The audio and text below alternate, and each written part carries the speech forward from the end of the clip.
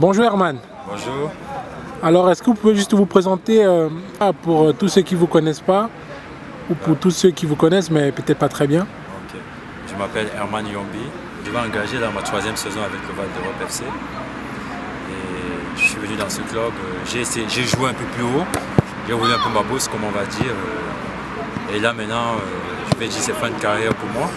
Parce qu'à 30 ans, on n'attend plus grand chose du foot.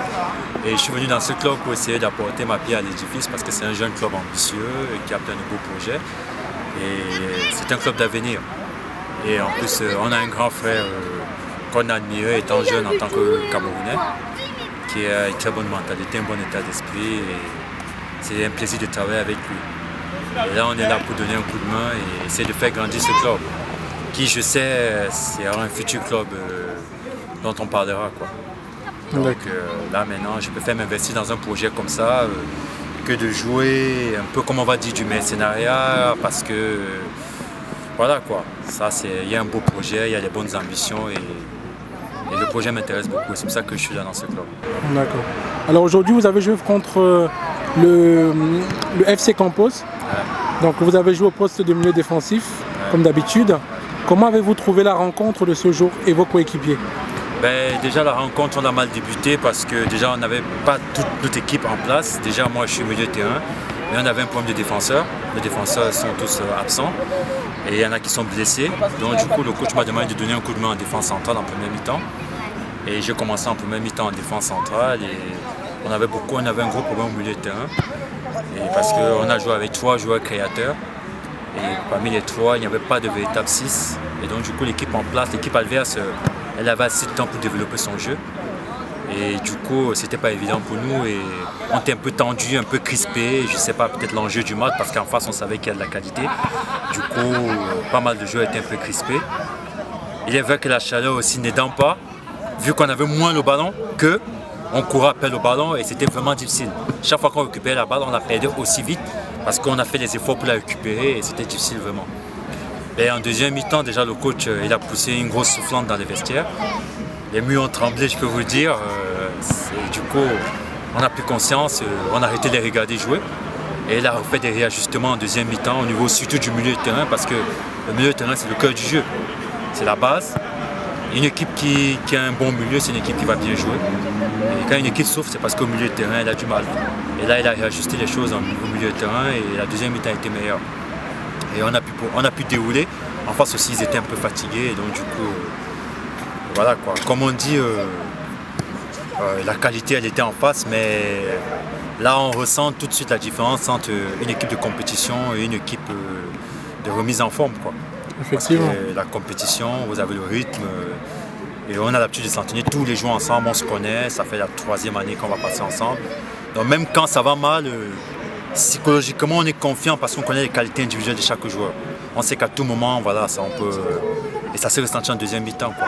Parce qu'on a l'habitude de jouer ensemble. Et voilà, quoi. Non, effectivement, ce que vous dites, c'est vraiment faire ressentir. Donc tout de suite, j'ai vu qu'il y a beaucoup de cohérence dans votre groupe et que chacun connaît les qualités et les défauts de l'autre. Et derrière, vous vous êtes appuyé avec... le coup de gueule du coach, vous êtes appuyé sur les qualités de chacun et la deuxième mi-temps a été magnifique. Elle a été meilleure. Parce qu'il fallait, surtout le coach nous a secoué un peu, il fallait relever la tête parce qu'on était ridicule en première mi-temps, quoi.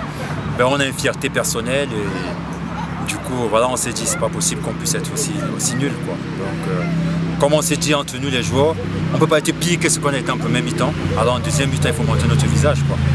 Donc voilà, et on s'est bien mis en place, et on s'est réorganisé, on a récupéré plus de ballons, on a pressé beaucoup plus. Et les peu d'occasions qu'on a eu tout de suite, on les a mises dedans et ça a facilité le jeu en fait.